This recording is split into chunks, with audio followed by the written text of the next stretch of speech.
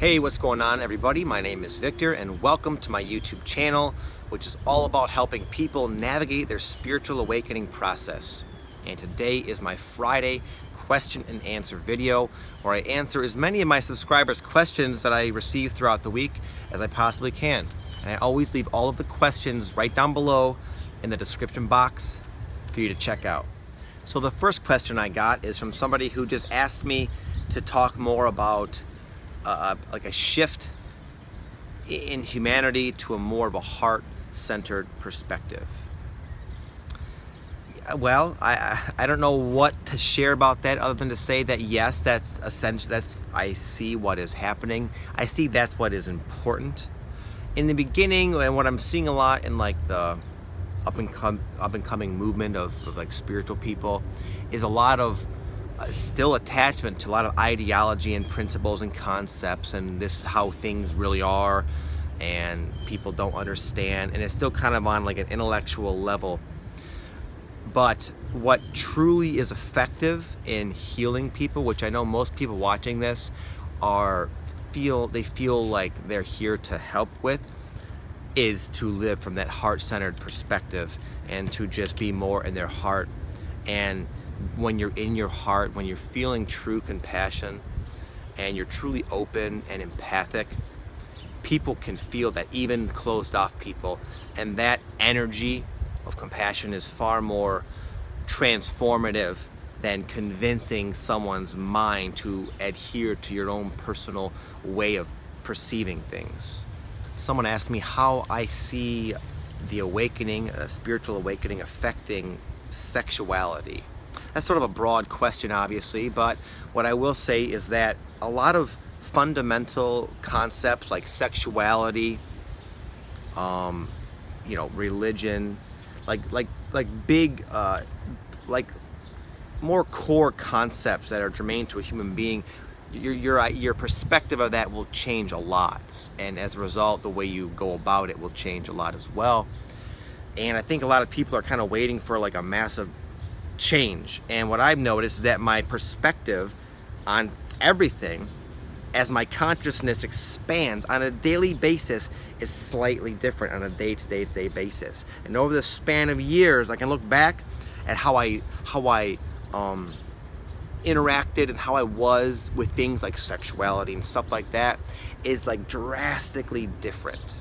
So, and I would say more aligned with smarter, wiser, soul-like perspectives.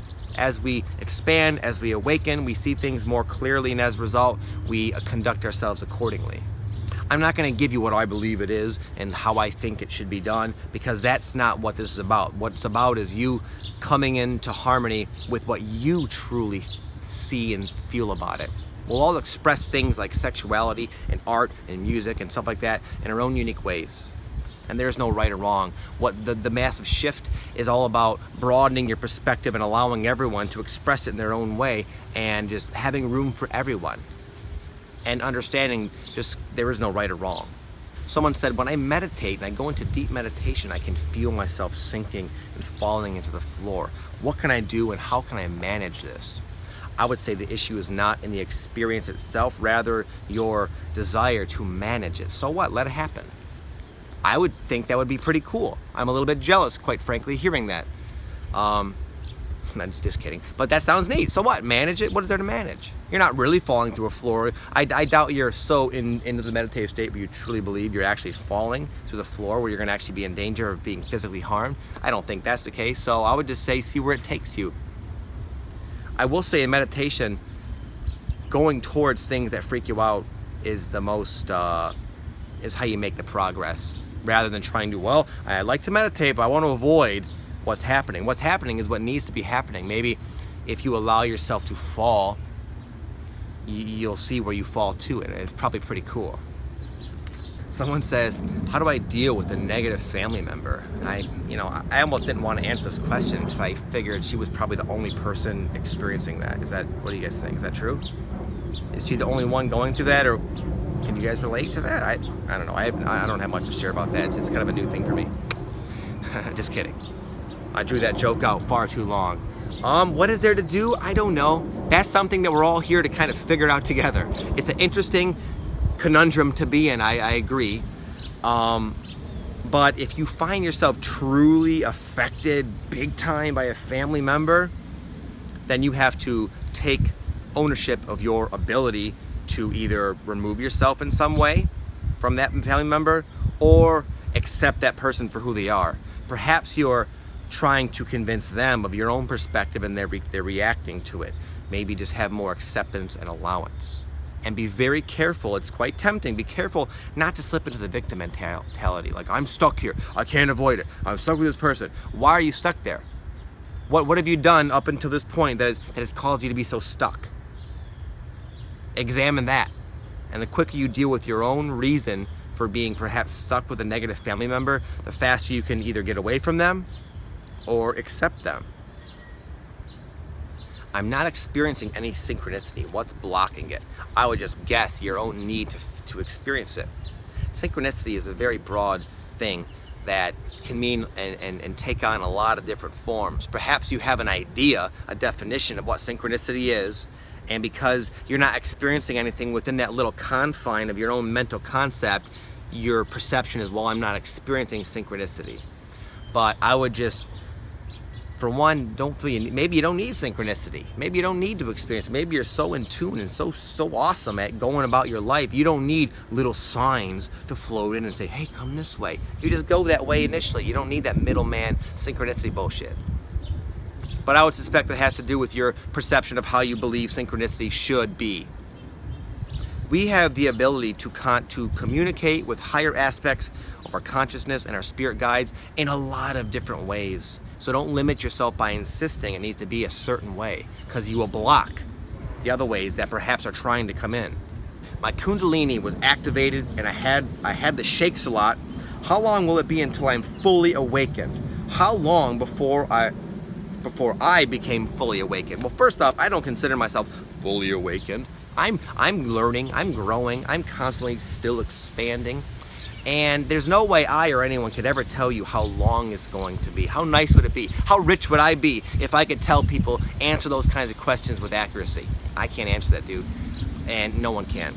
There might be people out there that claim to take your money, but I would give up the need to know. That's just your mind thinking it needs to know something when it really doesn't. If you knew, in theory, say you did know, say you knew it would be 5 years, what would you do?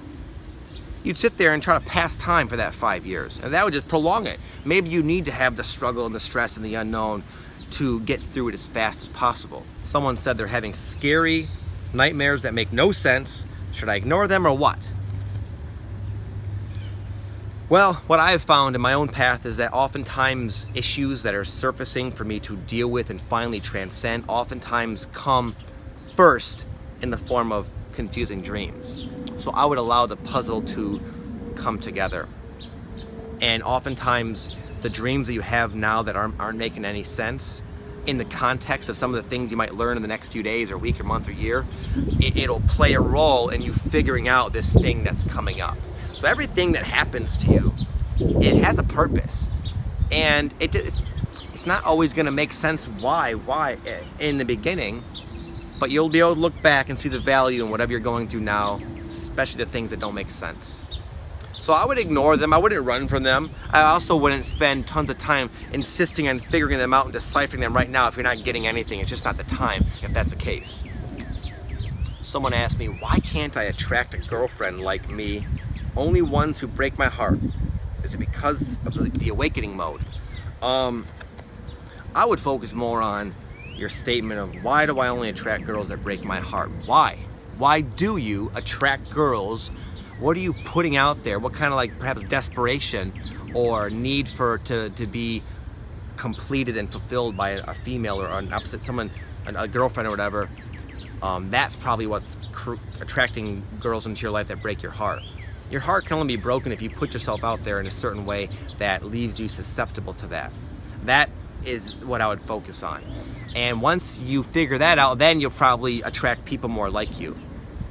Higher conscious type people, I'm guessing that's what you're implying. I'm wanting my family to wake up to the truth. Can you offer any help? I just sent out an email this morning to my email list that talked all about that. In fact, the title is, How Can I Help My Family Awaken? I give you guys 3 different tips for how to help them. But primarily, the essential message is, it's not really your purpose to make everyone awaken. Look at it this way. You're a soul, you're here, it's your time to awaken. Okay, try to broaden your perspective and see yourself from the context of an eternal soul, which is what you actually are. Right now we're dealing with little fleeting personality constructs, but you're a soul. Okay? You don't ever die, you've always been there. And you probably had maybe thousands of lives where you had tons of darkness and challenge and struggle. Maybe not, maybe so. A lot of us have. And it wouldn't have been beneficial to you as a soul for someone to come in and meddle in and say, oh, come on, we're awakening now. Come on, come on, come on, come on. And as a soul, you're like, no, I want to experience these challenges so 2 million years from now, I have them under my belt to enrich my present experience. Maybe they're just not ready to awaken. But just hit me up on my email list. I'll tell you all about it. That's, again, the recent email I sent out. But there are a few different ways that I found to help, and it has nothing to do with spreading information. It's all about you working on yourself and just coming into your own and being an example of a person who lives from integrity, from their heart, who is loving, who is wise, who is calculated, who is courageous. And be an example of that. Lead by example. Someone says there's lots of fear energy coming up. Their mom committed suicide thinking the world was going to end, and my parents had lots of fear, and I think it rubbed off on me. How can I get rid of this fear energy? Well, the fact that you're aware of it, and the fact that you're aware of the possibility that you perhaps absorbed your parents' fear energy and that it is not really in fact your own, puts you quite ahead of the game there, buddy.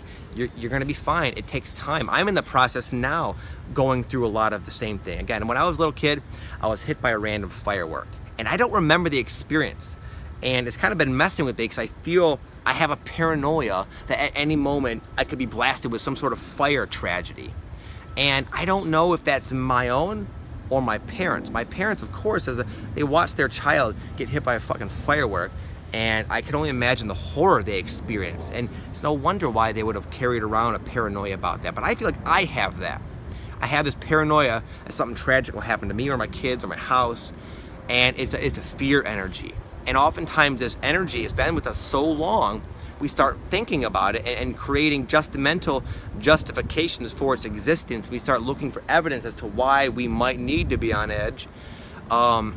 But the fact, it's just about becoming aware. And I've been letting go of layer upon layer upon layer for the past year in this particular realm.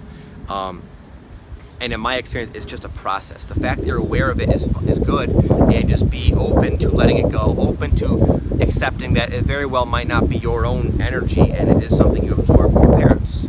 And just let your awakening unfold itself. And that's what we're all here doing right now, is letting go of this fear energy. So you're on the right track, buddy. No need to rush it. There's no sense of urgency. How can I get my body to heal faster? This awakening is beating me down.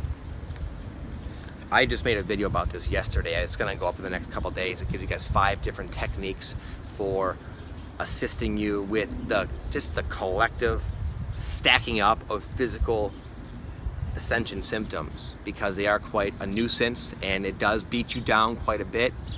And in the video, it's gonna give you guys 5 different things you can do to help you with that. I'm not gonna go into all that now. I made a whole video about it. So just be patient. It'll come out the next day or 2, okay?